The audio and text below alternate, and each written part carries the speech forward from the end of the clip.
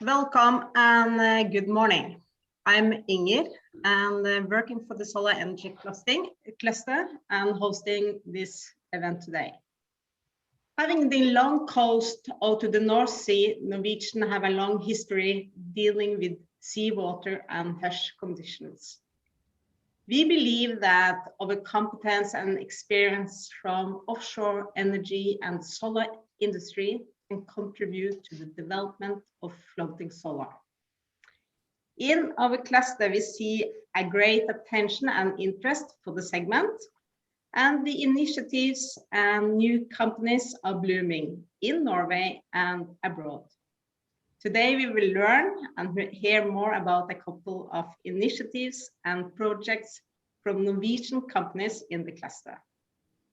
We do have a Q&A button which you can use, and we will do our best to pass them on after each presentation.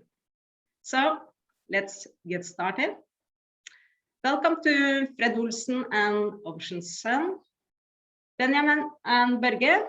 I'm looking forward to hear more about your project on outside the Canary Islands. So, Benjamin, Børge. Okay.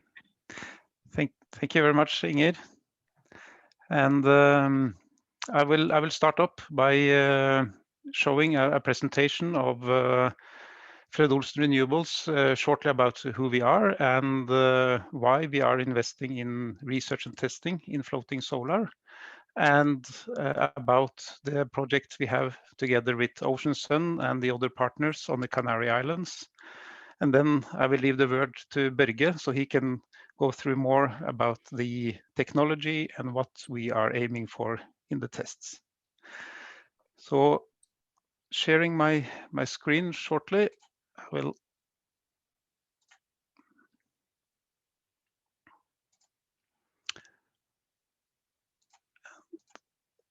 hopefully you see the front page of the presentation now.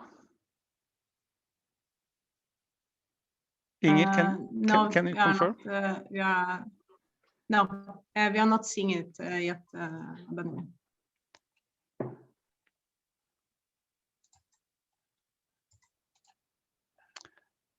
Something is happening.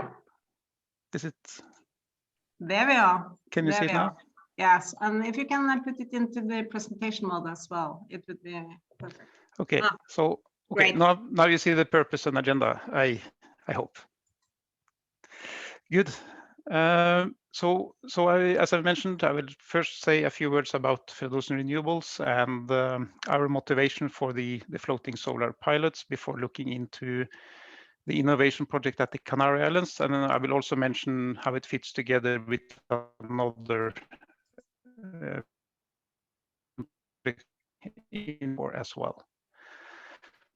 But firstly, about Fred Olsen Renewables, since we have many Norwegians in the audience, I guess many of you have heard about Fred Olsen and probably associated with a shipping company, which I think is explaining our origins, because the origins of Fred Olsen goes back all the way to 1848 when it started in the shipping industry with sailing ships.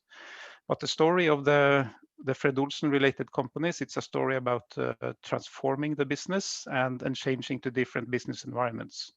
So over the years, it had changed from a shipping company and going into new industries. And I think the biggest transformation happened in the 60s when the Fred Olsen companies went into the oil and gas business.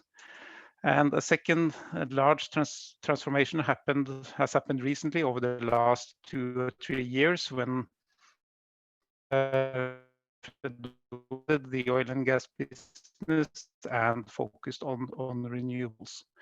And that transformation started already in the early 90s by investing in wind farms in Scotland. And today we are operating 11 wind farms, and we are also since 2012 doing installation of offshore wind farms in Fred Olsen Wind Carrier.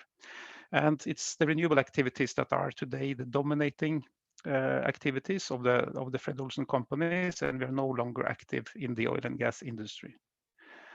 And to give some more details about the activities, if you look at the Fred Olsen controlled companies, we are 2,000 employees now working within the renewable sector. I'm representing Fred. Olsen Renewables. We are the developer, owner, and operator. We have the responsibility for all development, ownership, and operations currently with wind farms. But as I will explain, we are moving into floating solar as well. And the 4 companies on the top line here, they are owned by Bonheur, which is listed on the Oslo Stock Exchange and is in a strong financial position. When we look at floating solar, the role Fred. Olsen Renewables will take is the owner and operator role. So we have no ambition to own the floating solar technology. What we are aiming for is to become an operator that is familiar with several different floating solar technologies so that we can choose the right technology for the projects we develop. We have a long-term perspective. When we engage in a development of a project, we have at least a 20 years perspective because we stay with the project throughout the entire lifetime. We will push technology limits and manage risk. That's kind of part of the culture of our company to use the experience and knowledge we have in our organization to challenge and push technology limits of what can be done with the existing technologies or improvements of existing technology. And our geographical focus is on Europe and Southeast Asia currently. And we are also focused on the next wave of floating solar, meaning the near shore and offshore, where we put the floating solar into seawater. That's kind of our long-term and strategic focus. And when we're moving into that space, we see that we are working with technology that has a technology readiness level, which is lower than what is freshwater sites. When we look at the slide here, kind of for small freshwater bodies, that's kind of where most of the current floating solar is installed today, where the technology readiness levels are high. It's proven in operation, meaning a level 9. And also with large freshwater bodies, we also see commercial projects happening. But in the near shore and particularly in the offshore environment, there are very few commercial projects, and the ones that are very small. But there is a lot of piloting activities going on, and we are also engaging in pilots ourselves in order to accelerate the maturation of the technology we need in order to develop these sites. And just to explain our motivation for focusing on the seawater and what we refer to as the next wave of floating solar, it's the map on the slide here. It's a map published by the UN showing the development of coastlines around the world. And what we see is that huge population centers are plentiful on the coastline, and these are also in areas where land is a scarce resource. And we see the huge potential of opening up coastal floating solar simply by having access to more area in densely populated areas, and also having the flexibility to locate the installation close to grid connection points, and thereby lowering the project costs. The pilots that we are currently engaging there are 2 pilot activities going on. One is in Singapore, where we have entered a research agreement and collaboration with the Solar Energy Research Institute of Singapore, CERIS, which is an institute in a leading position in the world today when it comes to floating solar research. And CERIS and Fred. Olsen Renewables, we will work together on their next flagship project, which will be near and offshore floating solar. And then we have taken the initiative to do a pilot in the Canary Island, and that is the main topic of our presentation today, where Fred. Olsen Renewable, we are coordinating a consortium set up to do testing on Gran Canaria. And this is referred to as the BOOST consortium, and BOOST stands for Bringing Offshore Ocean Sun to the Market. And the consortium consists of Fred. Olsen Renewables as the coordinator, Ocean Sun as the technology provider, Plocan at Gran Canaria, who has the test sites, the ITC, the Technology Institute of the Canarias, and Innosea an engineering company based in France and part of the London offshore consultants. And the consortium has applied for and received funding from the EU's and the testing will take place at Plocan's site in Gran Canaria. As shown on the map here, it's positioned on the northeast coast of Gran Canaria, and Plocan, they already have a test site available, which has an area of 23 square kilometers. This is a test site that has been developed years ago with the intention of testing ocean energy technologies and other marine activities. So Plocan have access to a relatively large area, and there is also 2 cables going into the test site that are grid connected. And they have also built a bottom fixed platform inside the testing area to make access to the tested assets easier. And our next picture shows that platform. On the lower left picture here, you can see the platform, and we have also made an illustration on what it could look like if we installed several floating solar systems. What we will do in the pilot is to test one of Ocean Sun's rings with the membrane and the panels to test one of them in real life, and that testing will take place after we have done concept verification and prototype testing in the laboratories with Sintef Ocean in Trondheim. And we will also have the verification activities or technology qualification activities with DNV as part of the project as well. And the current timeline is to do the concept verification and prototype test that's actually ongoing as we speak. And we are looking to do the design freeze during the autumn, and then do the building of the prototype and install it in the Canarias and do the offshore testing there towards next year. So that's the timeline. This is the timeline we're working it, and so far the project is sticking to this timeline. But of course, we're always looking for opportunities to accelerate it. But we are going to put efforts into the verification and testing activities before we install in the water to meet our aim to demonstrate this, and not to test it, but to demonstrate that it's actually working in these harsh conditions in the Canary Islands. So I think with that, I would give the word over to you, Børge, so you can tell more about the technology and how we're proceeding with the tests.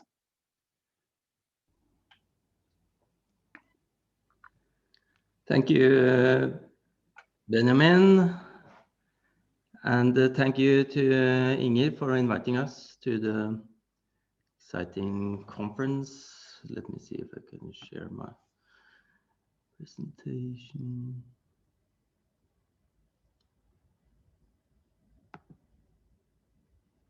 Yeah, so my name is Børge Bjørneklett. Børge, Yeah. There you are. Yeah, you can see my screen. Any problems, Inger? It's good. Perfect now. Perfect now. Yeah, thank you. So my name is Børge Bjørneklett. I'm the CEO and founder of Ocean Sun. Company was established back in 2016. Our background is from, most of us, from REC Solar, the Norwegian solar company, and we were working on the module and also the cell side of this that company. But we also have our background from Aker Solutions and in the segment of ultra deep water drilling. So we do have this kind of combination with the photovoltaics and the maritime structures and operations. The company is founded on a patented solution for floating solar. Back then, there was not many companies in this sector, but It's based on this special membrane type solution. A company is now more listed on stock exchange last year, and we have our head office in Oslo, but also subsidiaries in China and Singapore. Yeah, on the right you can see this quite successful floating plant. It's the Victoria Amazonica. It's these are fairly large floating plants. So, and it has some resemblance with the basic principles of our system. You have the solar panels, of course, and they are mounted horizontally onto this reinforced special membrane. And the membrane is then suspended in the buoyancy, which sits in this ring, which also acts to distribute the forces from the mooring of the floating system. And then on the perimeter, you place your string inverters and then have the AC cable over to transformers, either floating transformers or stationed on land. So those are the basic components of the system. And then, of course, in a large utility plant, each of these we can build up to close to 1 megawatt, 0.7, 0.8 megawatts per ring. And then by putting up agglomerates or many of these rings and distribute the mooring system, we can then make large solar plants. And then we open up for channels in between to service these individual rings. Each of these is about the size of a football pitch. And it take maybe 2,000 solar panels. The leading technology in floating solar today is arguably the Chinese company Sungrow, but also the French company Silitaire. And they build, on the upper left, you can see these pontoons, these floats, which are interconnected with a pin system. You can also find derivatives of this solution where the floats are larger and you have several panels on each of them, but you have these individual floats that are interconnected. On the other hand, using the membrane, this is more a continuous medium, so there is no stress concentrators in the membrane, so the forces are distributed evenly in the membrane. And the purpose of our design is primarily to drive down the investment cost, the capex for the system, which is perhaps the most important parameter in the LCOE and the cost of energy. And we also obtain a higher efficiency due to the direct conductivity, thermal conductivity with the membrane, and then the heat dissipation into the water.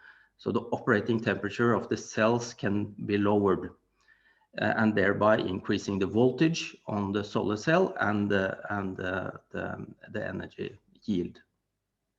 It also gives a very fast installation speed, because we can lift entire pallets onto the membrane and then install the panels at a very high speed, not using any bolts and nuts. We use a cater system, which is similar to what you have in a sailboat rig. It's a well-proven attachment system. And it gives a big advantage on the logistics, because when you will transport your floats, if you then use these, it takes up a big volume inside the containers.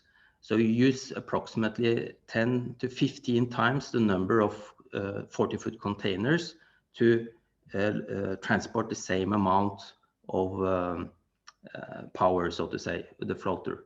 And this is important in island communities, so other places where the CO2 footprint for the transportation in these plants are significant. And lastly, it has a better seaworthiness. This we will now test thoroughly together with Fred Olsen Renewables in a very exposed location. We have over the years spent a lot of time in establishing the finite element simulations for these systems in order to calculate the mooring and the structural design of these rings. And we have also been using, this is actually more than 3 years ago, testing at Sintef Ocean, and this is also ongoing now in this EC project with the same model actually. So just quickly about the most important projects. This is probably the reason why we got this project 2 years ago in the Philippines, is because of the very strong winds in this area, where you have frequent typhoons, and the very flat silhouette of the system gives a very low wind drag. If you start to tilt the solar panels, then they will act as sails and give a tremendous drag on your mooring structure. So this is a trade-off, of course, but we then obtain also the cooling of the solar panels by having them horizontal. And there has been speculations to whether this system can be expanded later on. This is, I think, much up to SNAP, the local company, and others. Ongoing now is the installation of this. You can see the first ring on the Statkraft Banja reservoir in Albania, up in the mountains there. It's altogether will be 4 of these rings. So these are 0.5 megawatt each. It's approximately 1,600 solar panels on that ring. And we think we will finalize this this year, this summer. So that will be exciting. And of course, like Benjamin mentioned, the collaboration down on Gran Canaria, very exciting project, very rough sea conditions, up to 10-meter waves in this location. So here it will be important to see the outer limits of this technology. The membrane also acts to dampen the waves, very much like an oil slick sitting on top of the water, and then you prevent the wind-induced waves. So you only have the swell traveling through the system. But of course, it gives tremendous opportunities for coastal areas, like Benjamin showed in the map, but also for not only for grid connected power production, but also electrolyzer fuel, such as hydrogen or ammonia, but also desalination facilities, which are very power consuming activity. There is a very high demand these days for floating solar, and it looks very promising. We are involved in now up to 5 gigawatt peaks of project pipeline, and unfortunately many of these projects take a lot of time, but it's a very exciting future for floating solar, irrespective of the technology, of course. So with that, I conclude my presentation. So thank you. Thank you, Børge. We do have a question here for you, Børge. It's there is a question on the operation and maintenance. Are you able to walk around the solar panels and things like that? Yeah, okay, it wasn't shown here, but one special feature of this membrane is that they are walkable, and also the way the solar panels are mounted, you can actually step on the solar panels, which you normally cannot do when they are suspended in the 4-point clamps. But the entire load is distributed directly onto the membrane and the water surface, so the deflection and the mechanical forces on the cells is very low. And thereby these systems are very easy to clean if necessary. So mostly we don't clean them because of if they are located in areas with rain. Yeah, great. I think that explained it. I have another. How do you see the the water and maybe then specifically seawater is affecting the production and the efficiency. Yeah, one of the advantages with this membrane solution is that it's then essentially it's a watertight protection for the seawater, and there is no seawater. There is a freeboard on the perimeter, so it's extreme conditions. You can have some spray coming in, but remember these are very large, so it is a much larger concern in an open structure interconnected float system where you can have sea spray coming up in between your buoyancy or the flotation elements. But this is one of the important aspects of this, and we also do rigorous testing of the solar panels. We use a special type of dual glass panel with a special encapsulant polyolefin elastomer, which is a very watertight and gives you very hermetic closure of the solar panel. And also, of course, the power electronics also has to be well protected. Perfect, thank you. Very interesting. I think it will be very cool to follow your projects closely. Also you, Benjamin. So it would be interesting also to learn more about the project you're holding in Singapore. We can take it on site maybe next time. That would be good. Thank you, Benjamin and Børge. Thank you. Yes, I think that we move on to Equinor and Maritime then, and hear more about the project outside Frøya. So Mariannne and Alexander, will you please take the stage? Thank you. Put it in presentation mode. Yeah. Perfect.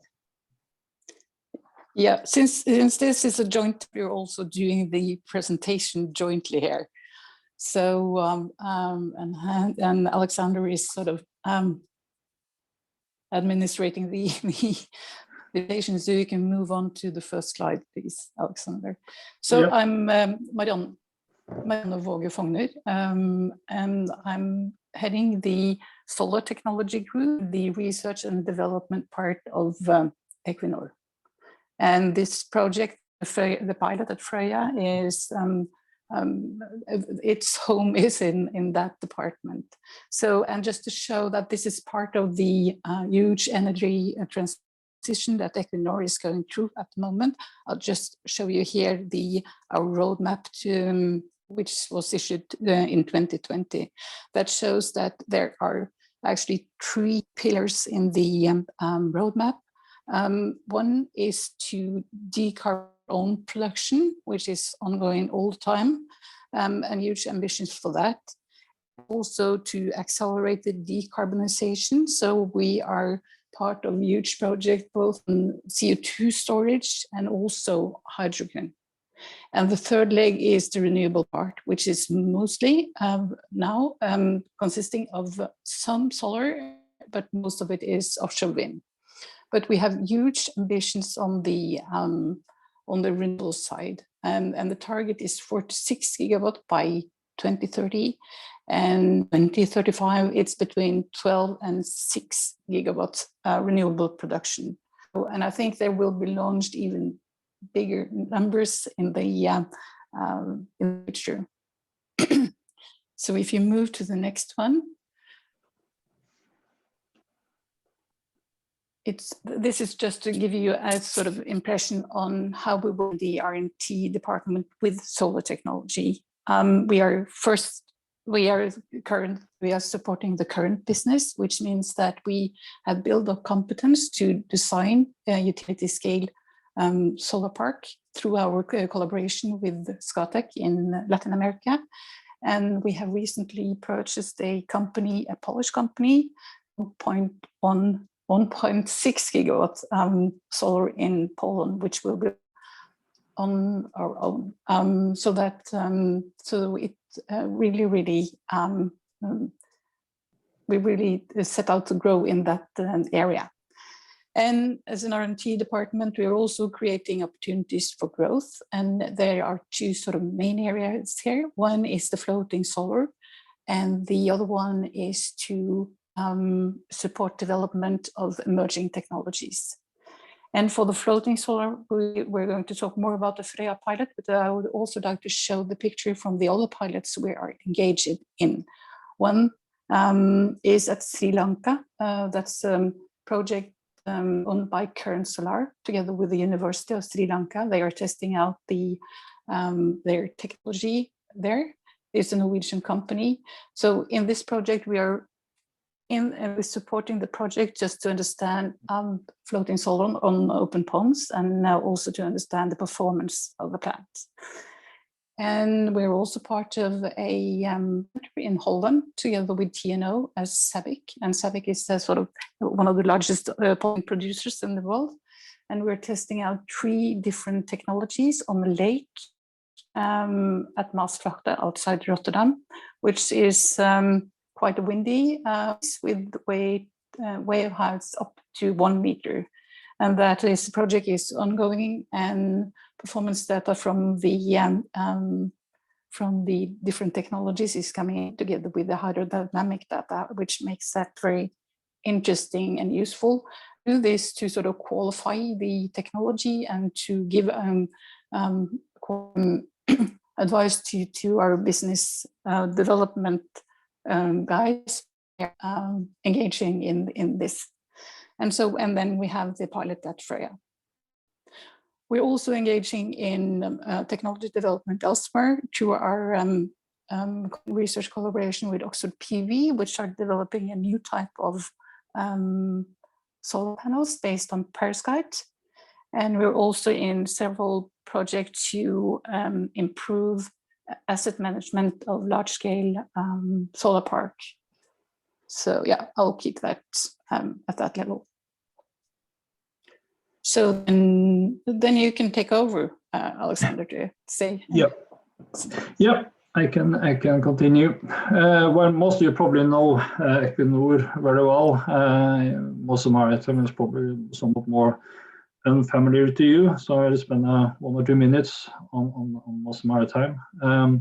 Eventually, we are fully owned by Saipem, which is the second or third largest oil and service company in the world. Actually, they are aiming to be a leader in drilling activities and also conduct major projects within the energy and infrastructure sector. So they are quite a significant company, providing EPCI contracts and services to the clients around the world. I mentioned they were EPCI supplier, but a few years ago they established something called Excite, which is a company in the middle here. They are supposed to be a kind of front runner for the mother company Saipem, and they are an early enabler, working feasibility studies and all the way to feed level of projects. And this is where the innovation part and innovation initiatives in the company is coming from. And finally, you have Moss Maritime, which is fully owned by Saipem and are part of the Excite division within the group. A few words about Moss Maritime. We are a small engineering company, 60 employees. We have been around for 40 years and are known for I think, drilling semis within the oil and gas market at least, and also having behind the spheric tanks, the LNG carriers, transporting LNG around the world. You can see it on the left, on the upper picture there. That has kind of been our history for 40 years, but we last 10 years we had to find other ways of using our competence, and have been working towards renewable industry the last 4 or 5 years, but also working towards infrastructure projects and also fish farming. So using our competence within floater design in all the ways we can actually. So we are also part of the surplus as mentioned, and then gives us opportunity to also provide turnkey solutions to our clients. yeah, I think that's what's up there on the market, the company presentation. So maybe back to you, Mariannne. Yeah, and then a few words about the collaboration itself between Equinor and Moss Maritime. I think the drivers are well known to the audience now.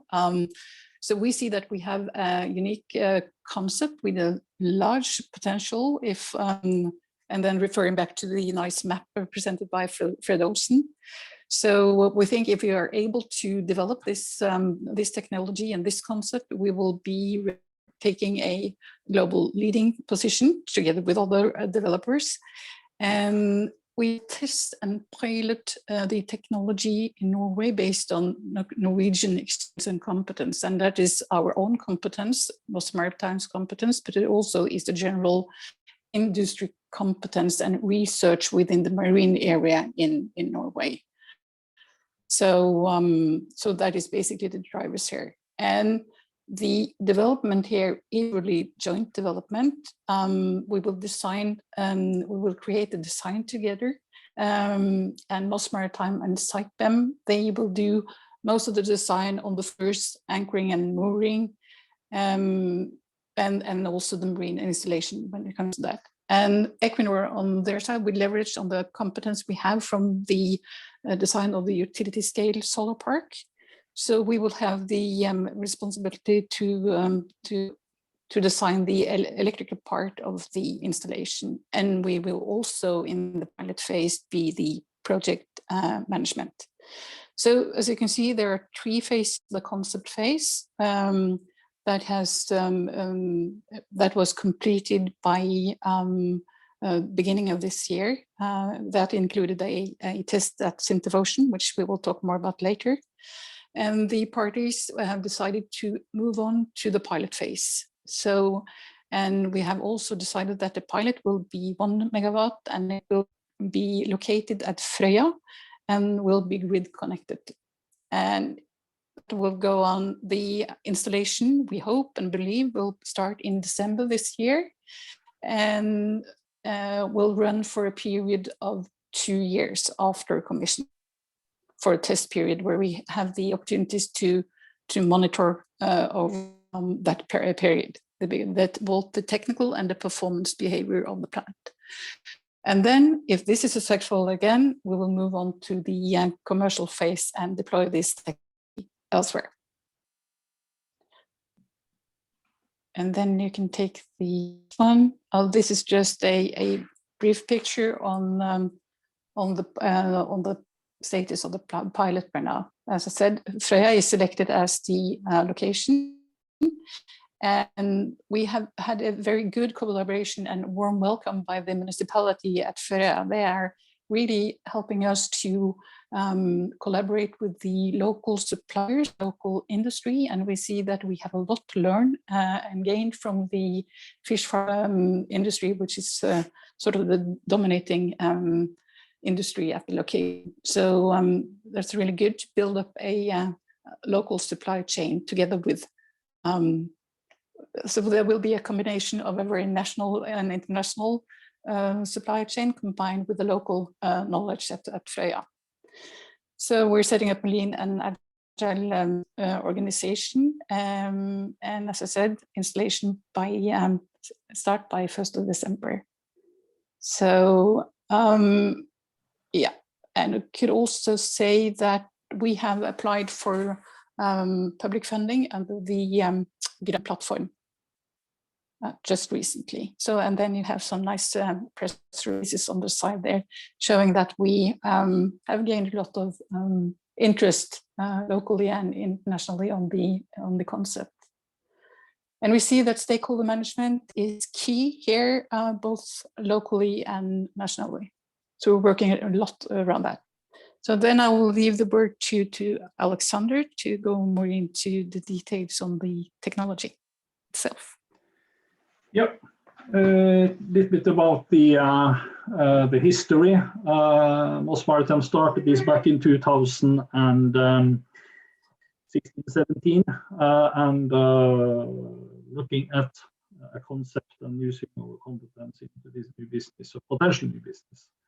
And during that work, we also did a prototype test at the towing tank in Trondheim with a master student. And we also got some support from something called For Region, which is enabled us to kick off the concept to a level where it could be presented to potential partners, help supporting us taking it further. And that was happened in 2019, because then we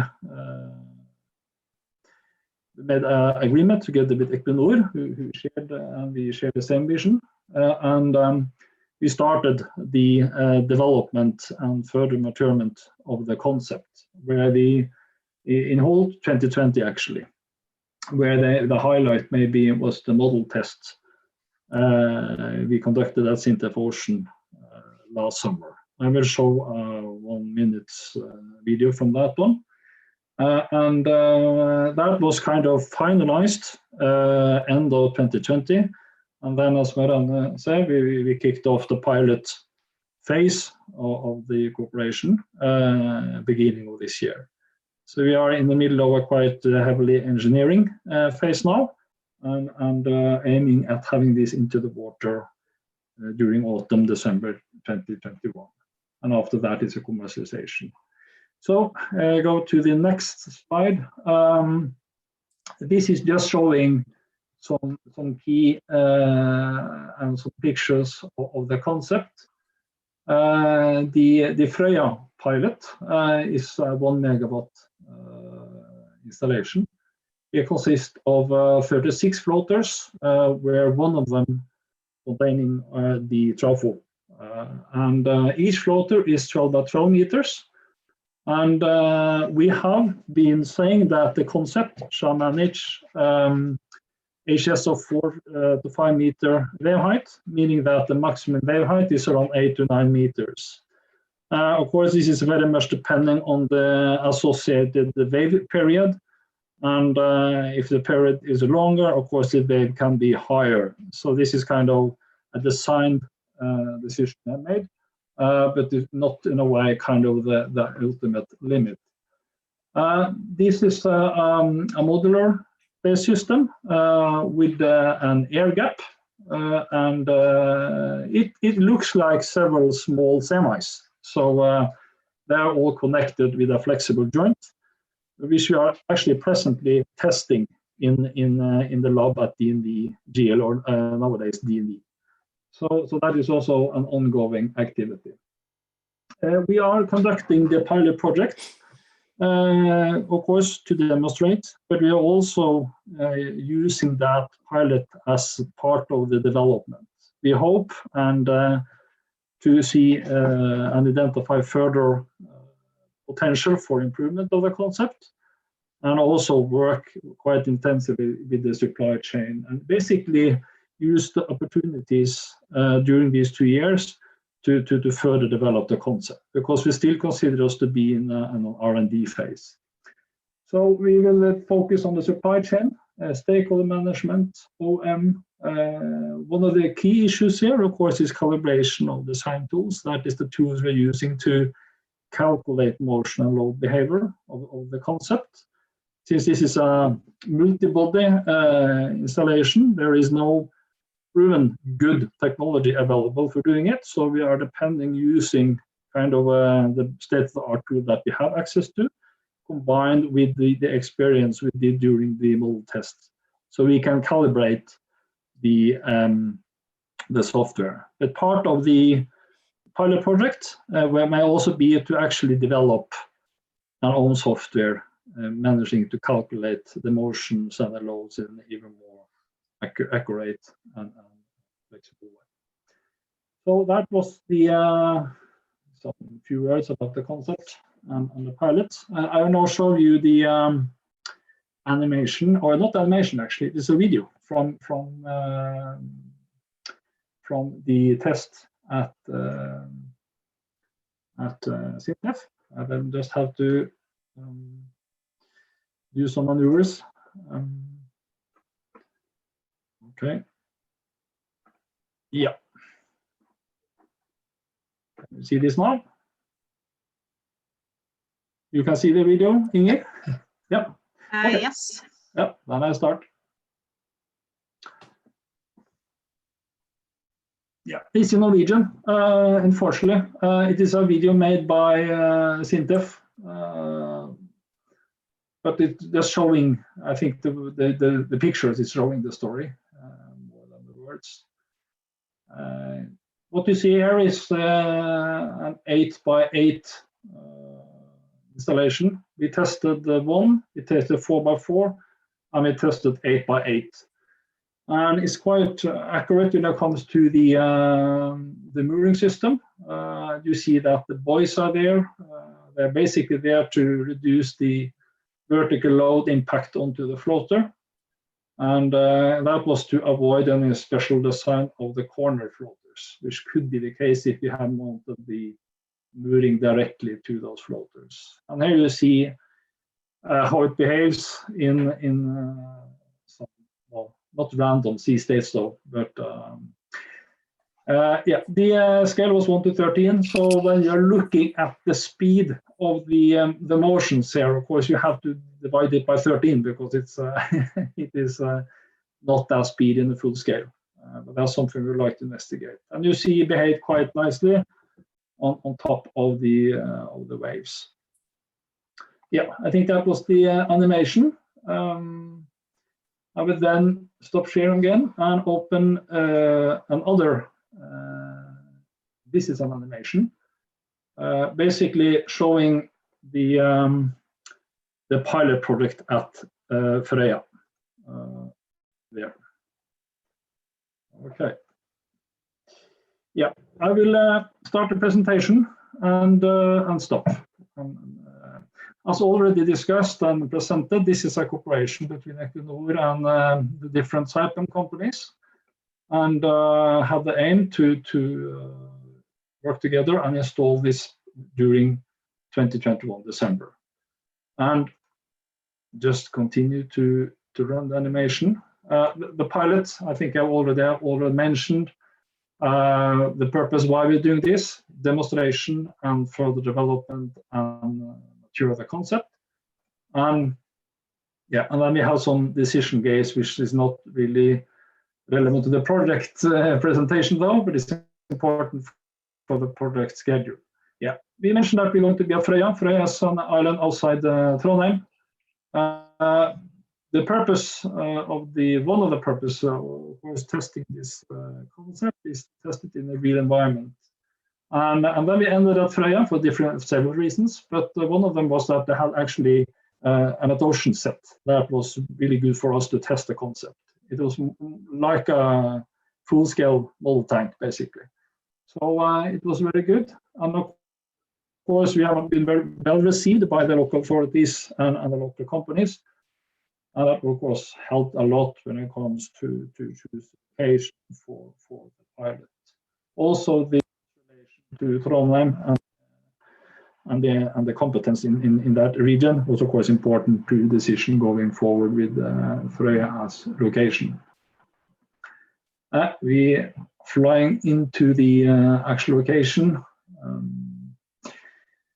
I will stop here. It's called Svellingen at Frøya. And here you basically see the overall layout. You have the solar park out to the sea here. As you soon will see, there will be a cable going into the onshore.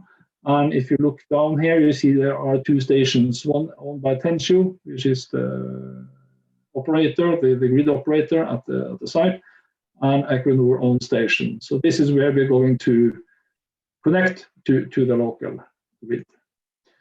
And we will have a sea cable, 4.5 kilometers, going all the way out to the park. And then I can stop here, and then you hopefully recognize the same as you saw on the model tank, except that this is a 6x6, not 8x8 as we tested. You also see that we have the one special floater which contains the trafo station, and it is in the middle simply because the load pattern through the park makes it that being the optimal location for this special purpose made floater. Otherwise, all the floaters are identical. You recognize the mooring system maybe. In this case, we have inclined panels. Of course, that is a choice of the final client, etc., and are free to be arranged as you want to. But for the pilot product, we incline them 10 degrees in order to, and you also see the ladder here that gives you access to the different panels. We fly around. This is, you see a person on the travel floater just to give you some ideas of the size. You see a boat there. And we continue to fly. Hopefully you soon see the subsea layout. Of course, this is the mooring system. It's a kind of conventional mooring system. Nothing special about it. It will be a line here, and then you will have a chain, maybe also polyester, depending on not finally designed yet. You also have the export cable. You see the export cable here is hang off the corner floater. It will be hang off the trafo floater in the middle here. So this is just an error in the animation. You see here that the bottom is flat and nice. I can assure that is not the case at this location.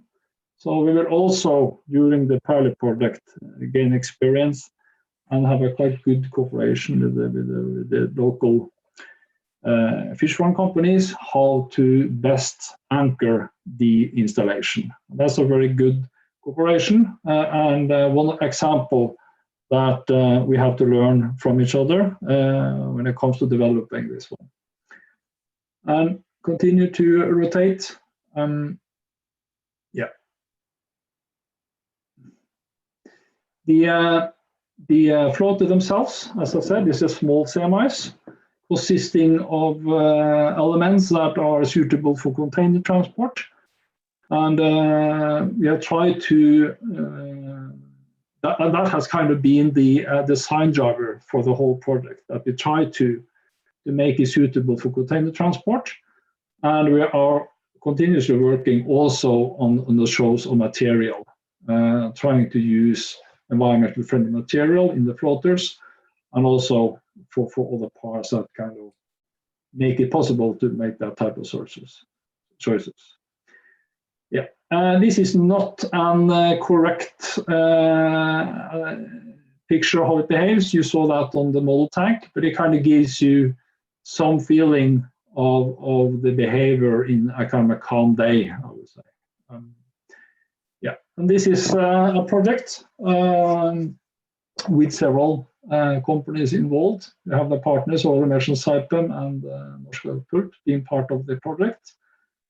We have also worked with different funding companies. Green Platform was mentioned, but we have also other companies we are working together with in order to develop the project. And as we believe the future is bright, and hopefully we can be part of that future. Okay, that was my presentation. So if there are any questions, stop it. Yeah, maybe we could add, Alexander, that the application for funding a joint funding together with Norsk Katapult and Ocean implies that we will use this pilot and test our technology for the first 2. Then it will be a handover to Norsk Katapult, which will develop this as a test center, broader test center for floating solar. And there's also a research project by Ocean focusing on doing the model, all the tools to model large-scale floating solar. So so it's also sort of pointing at a future for more technology to be developed on the floating solar way. Yeah. Yep. Thank you. That's a good complementary add-on comments, Mariannne. So there will be research and competence that are going to be valid for the whole industry.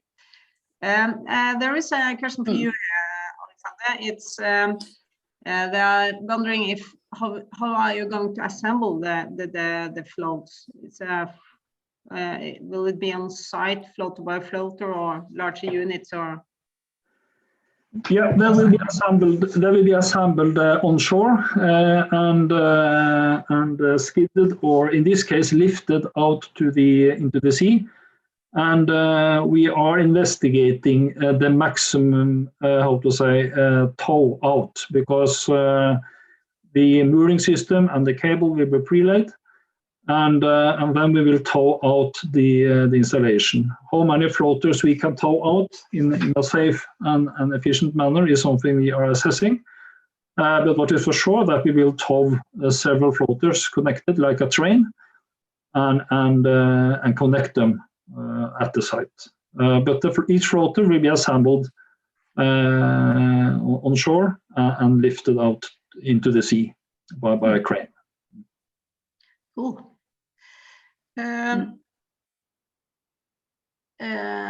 Yes, this is a very interesting question, actually.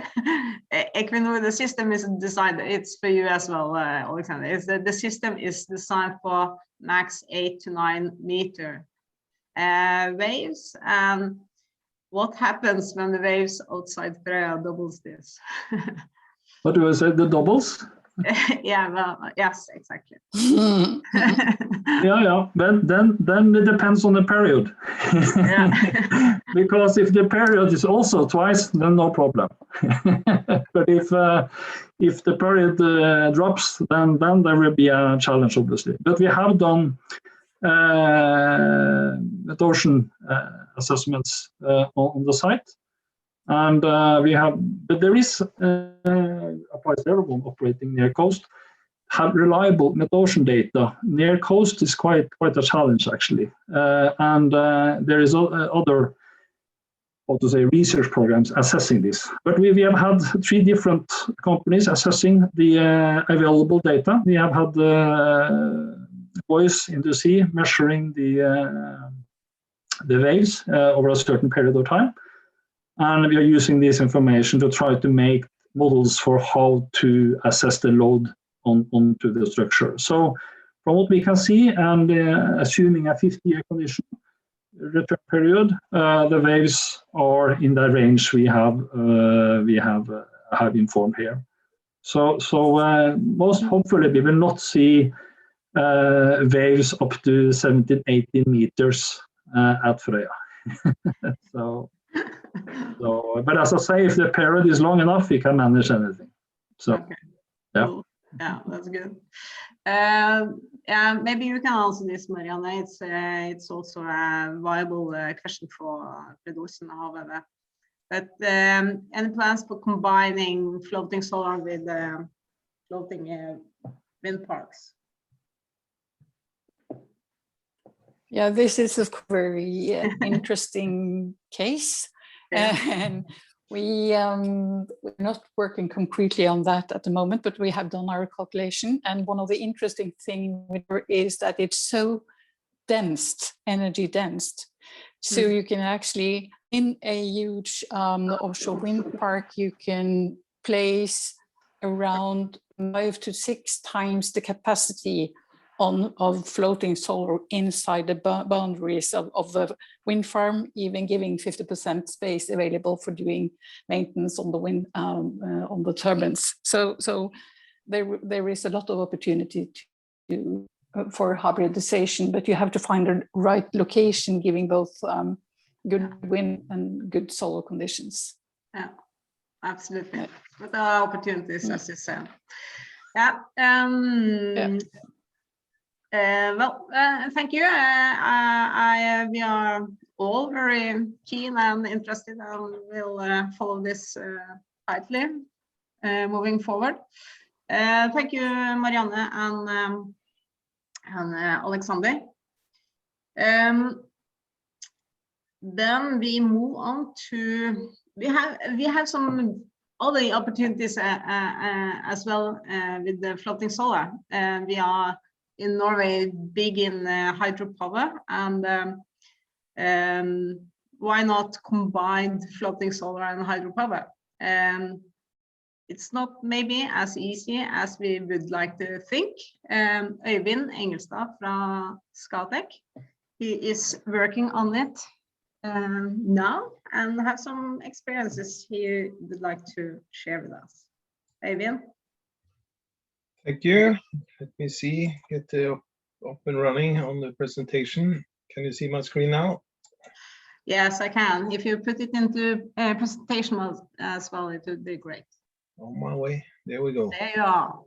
Yes. Hello, everybody. Good morning. So, yeah, as you say, we are working on the hybridization between hydro and floating solar, among other things, or PV in general, basically. This is sort of how we see the future. Of course, it's not only energy that will be covering the whole earth, but at least this is our contribution to the renewable energy future as we see it, combining our knowledge within hydropower with wind and solar, and different storage systems, both hydropower as storage and of course also battery technology, etc., that we're working on. So with our growth ambitions, we currently have 3.3 gigawatt in operation, and within the end of the year, our ambition is to reach 4.5 gigawatt hours. And by 2025, end of 2025, the goal is to be at around 15 gigawatt installed capacity, at least in pipeline. So I'm going to focus on what you see in the right-hand corner, up in the right-hand corner, the combination of floating solar and hydro. And I will exemplify this by a project that we are currently working on. Just a few words about the characteristics of these different renewables. And as most of us know, we know that the solar and wind is intermittent resources, offers very competitive levelized cost of energy, but and also development cost, but and are also quite simple currently to implement, quick to implement, which is of course beneficial. Hydropower is more let's call it mature technology that has been around for a long time, and it's a little bit more heavy to develop. Still offers a fairly competitive levelized cost of energy, even if we don't see the fall in prices or let's say cost as you have seen in other renewables.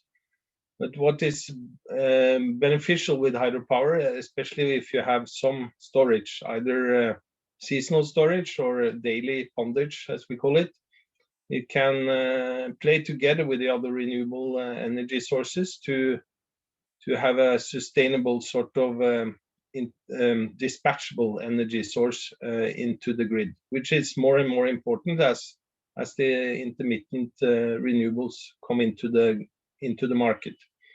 So that's what we are trying to cater to and try to find solutions to. But floating or solar can also offer attractive opportunities for hydro. So that is what I'm going to talk about now.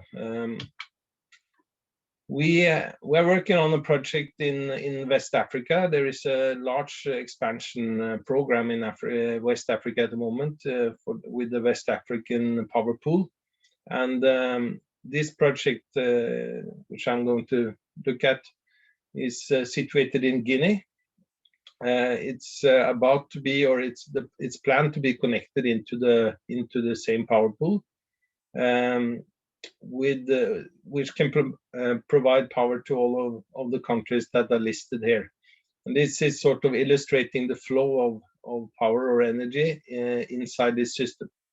So even if Guinea doesn't have a huge a huge consumption at the moment. Of course, it's a hope that the country will develop, and currently they are mainly dependent on fossil fuels, very expensive heavy fuel oil and diesel production, especially in the central part of the country where you have mining operations and opportunities. So we like to be part of this market and have come into one project now. Currently we are in the early development phases, but we'll see how this moves forward. So the project is situated on the small map on the right-hand side. You can see a red circle. So it's all the way to the east of the country, far away from the center, or let's say the coast, in a region that has a development potential for industrial growth, especially within mining. And also it's very well situated because the main connection to the south or to the West African power grid will go through this area. And it was planned by another a future partner of us as a pure hydropower plant with a huge reservoir to facilitate sort of firming up the production over the year, because it's a distinct dry season and a distinct wet season in the region. So during the summer month, the dry months, it's the river dries up almost completely. So to be able to sort of distribute the production over the year, it was important to have that reservoir. But it's around 100 megawatt, situated in two plants called Frankenedo, the upper one, and Kogbedo, the lower one. And it's Kogbedo that has the largest installed capacity, while Frankenedo is more a reservoir, or let's say a dam to create the reservoir, and a smaller installed capacity of 36 megawatt, which was planned. We came into this project roughly a year ago. We studied it. We found out that there are several challenges. One of the biggest challenges was the hydrology, which is very periodic. So it's situated in the border between, let's say, subtropical region and the Sahel region. So there could be periods of, let's say, 5 to 7 years where you have very dry conditions, and then some periods with wetter conditions, which of course makes it challenging to invest in because of the sustainability of the hydraulic resource. Our partner had signed an agreement with the PPA to the government. It's not a very cheap plant, but compared with the current power production, it offered a competitive tariff. At the same time, we saw that tariff was maybe not sustainable in the long run, and we like to look at opportunity to lower it.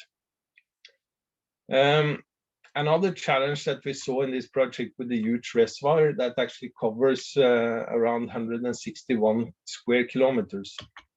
This is just the layout of the site with the upper plant to the left and the lower one to the right, and the 3D model of the upper plant at the bottom.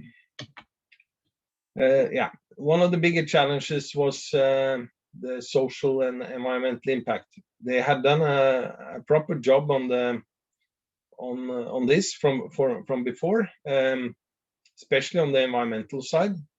On the social side, the dots that you see on the screen here are villages or establishment, agricultural activity, etc., which would be affected by this. And the orange ones are the ones that are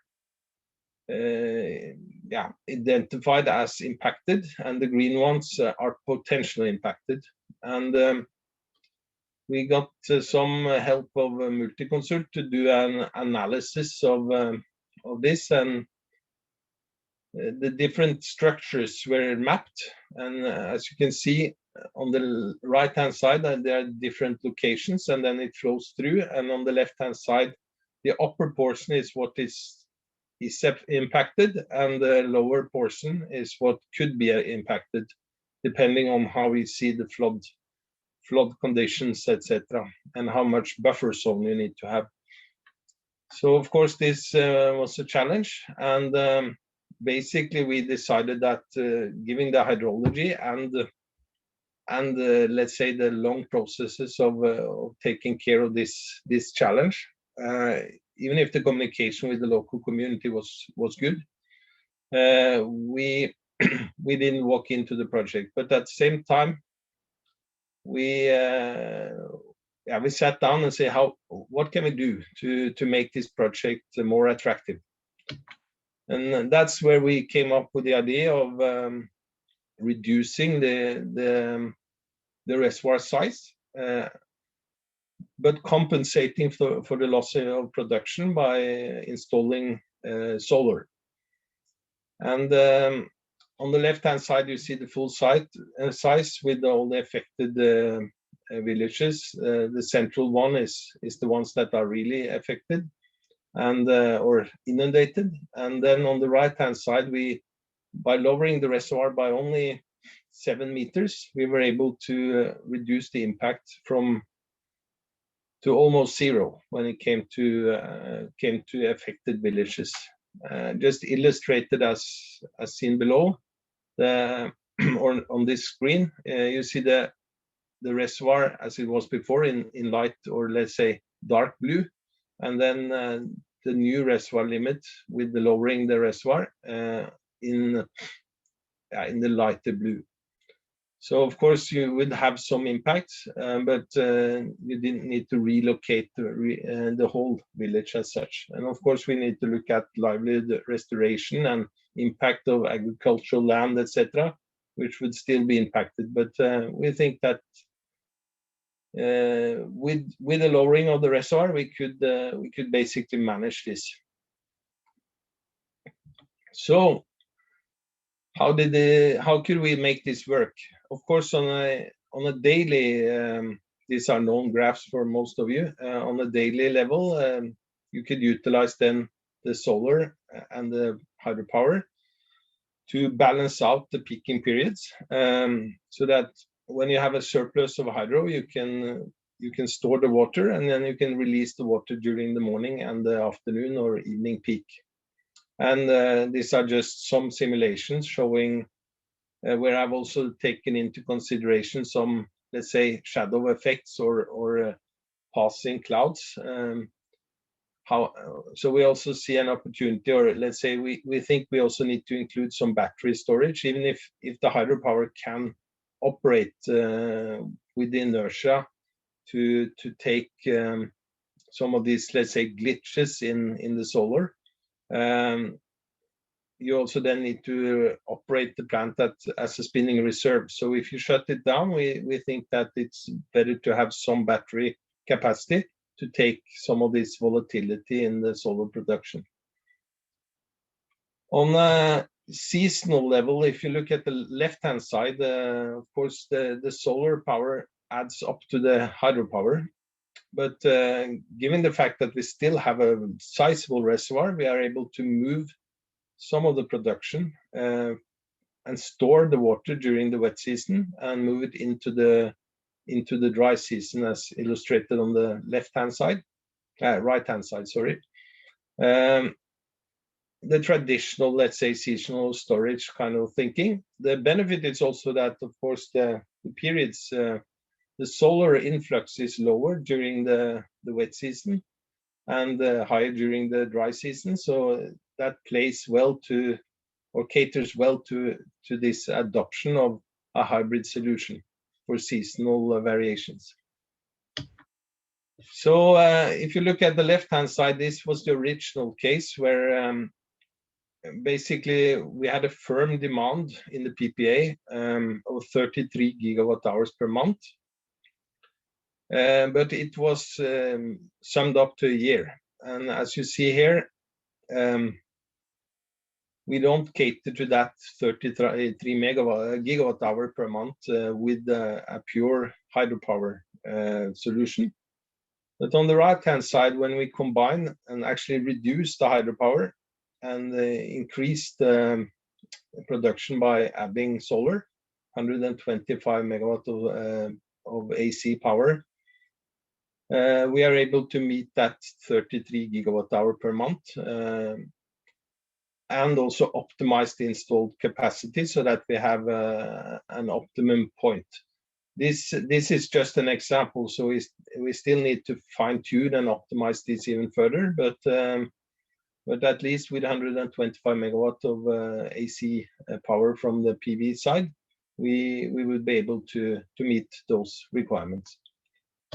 So how can we install this? Of course, we could also look at land-based solar, but since we are already taking care of the land acquisition and all the environmental and social impact assessments and mitigation measures, and we want to utilize this reservoir also for solar. So in this is just an example, but it shows how a 125 megawatt peak plant, so it should actually be 125 megawatt AC, could look like, close to the dam and the powerhouse, so that we can connect it directly to the same switch yard.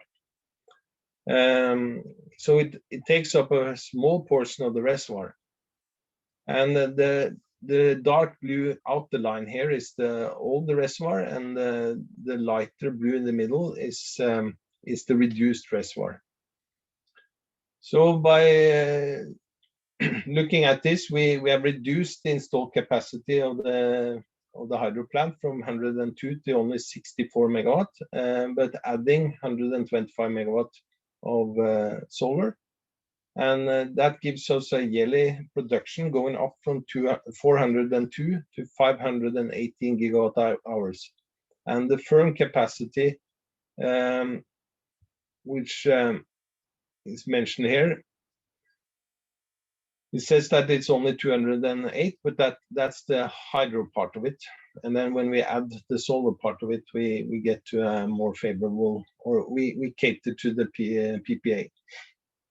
And this, at least our assessment now, shows a slight reduction in the total capex. So even when we include the PV plant, and a lower levelized cost of energy. So, and Inger mentioned that there are some challenges, of course, and it's easy to look at this on paper and think that everything will operate quite well, and you can make these plants hybridize in a simple form. And of course, if you are on a bigger grid, you can always manage because you can play with a lot of resources. But if we want to hybridize one plant like this and say that this is sort of behind the meter, the firm capacity is catered to, we need to optimize this. And there are a lot of existing tools for optimizing hydro, some examples up on the left-hand side, also for PV and some for BESS. What is lacking a little bit in the market is the combination of these tools. There are some under development, but we see that we want to develop our capabilities within this, and have also applied for funds from the Green Platform to facilitate this process together with SINTEF and IFE and other players, also Ocean Sun and Predictor are involved in this. And what we want to do is to build what we have called the HySim engine, meaning an optimization tool for hybrid solutions, which can also be further developed into an energy management and power management system,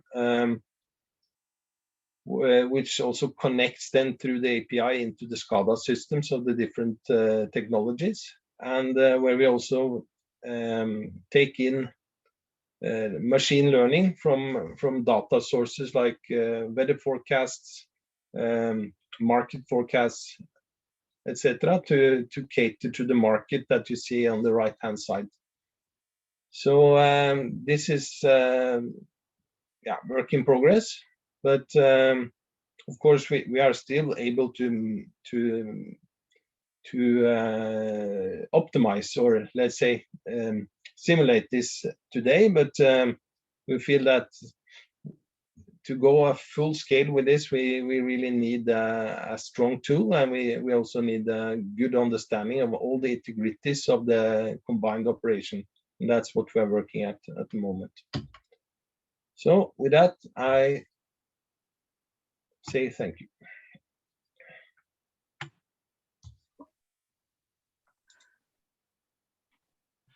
Thank you, Øyvind. I think that's a very interesting area. And you, as you mentioned, there are a few challenges.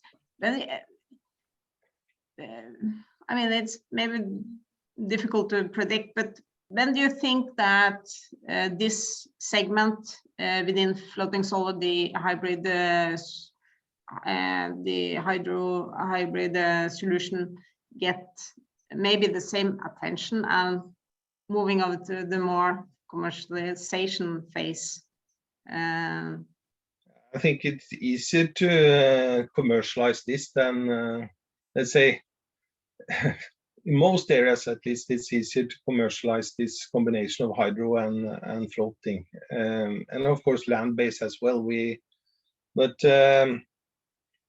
It's the technology is there, and it all depends on, of course, the local conditions. And this is just the one example of plants that we are looking at.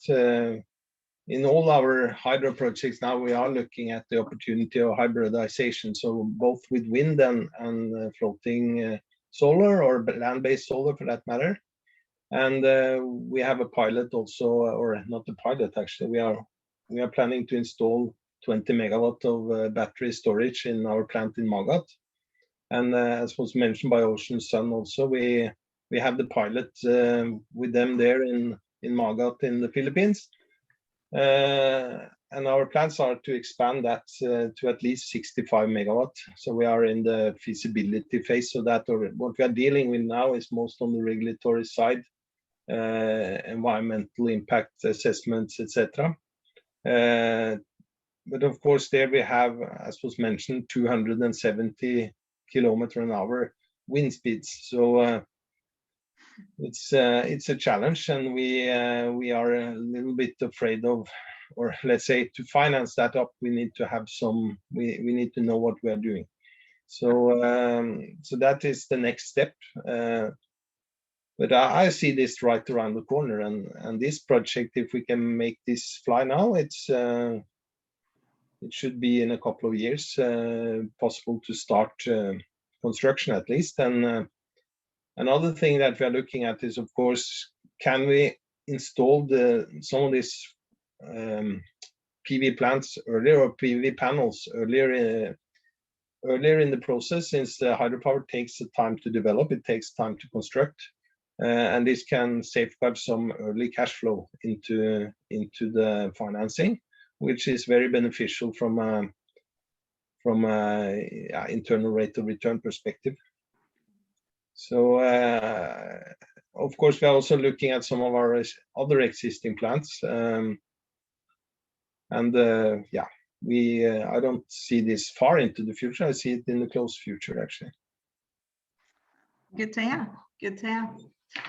Well, I think it's been a very interesting and enlightening session, and I would like to just say thank you to all your presenters, and also to all participants. I hope you have enjoyed it.